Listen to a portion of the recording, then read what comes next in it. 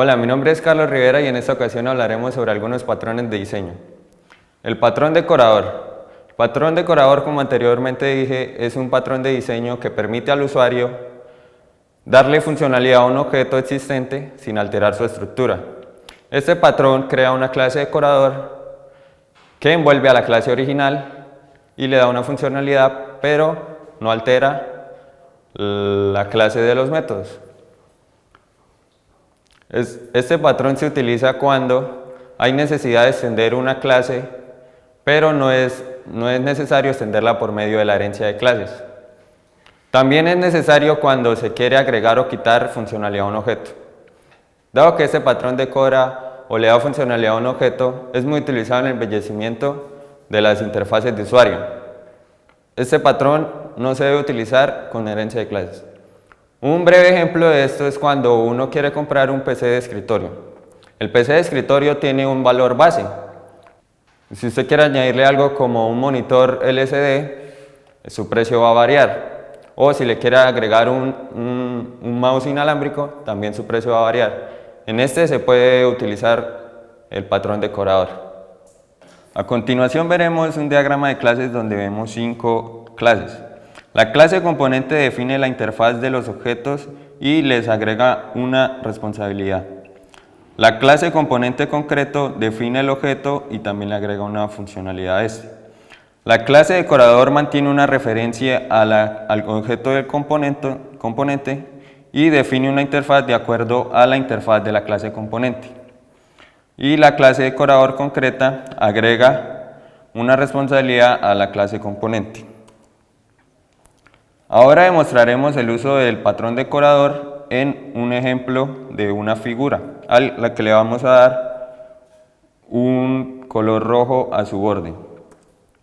Como primer paso, creamos una clase interfaz donde llamaremos el método, pero no lo implementaremos.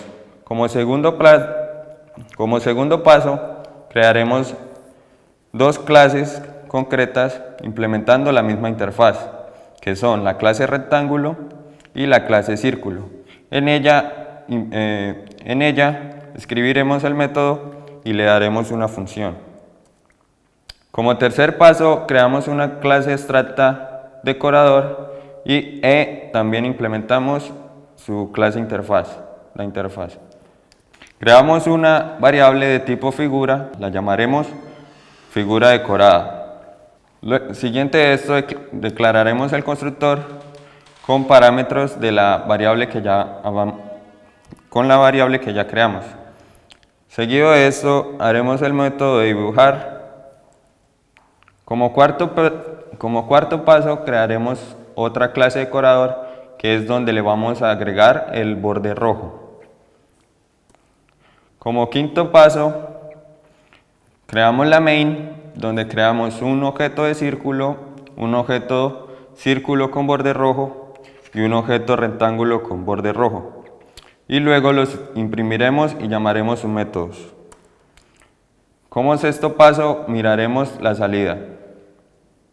Patrón de fachada. El patrón de fachada oculta las complejidades del sistema y proporciona una interfaz mediante la cual el cliente puede acceder al sistema. Ese patrón es de tipo estructural.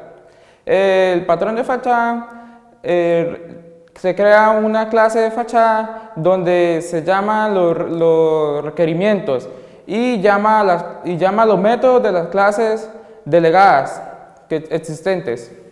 Implementación. Creamos una interfaz de forma y clases concretas que implementan la interfaz Shape. Se crea una clase ShapeMarker fachada que se define en el siguiente paso. El ShapeMarker utiliza las clases concretas para delegar las llamadas a estas. Luego se crea una clase FacadePatternDemo, que es nuestra clase de demostración. Utilizará la clase ShapeMarker para demostrar los resultados. A continuación, un ejemplo. Paso 1. Se crea una interfaz. Paso 2. Se crean clases concretas de la aplicación de la misma interfaz en cada tipo. En este caso, rectángulo, cuadrado y círculo.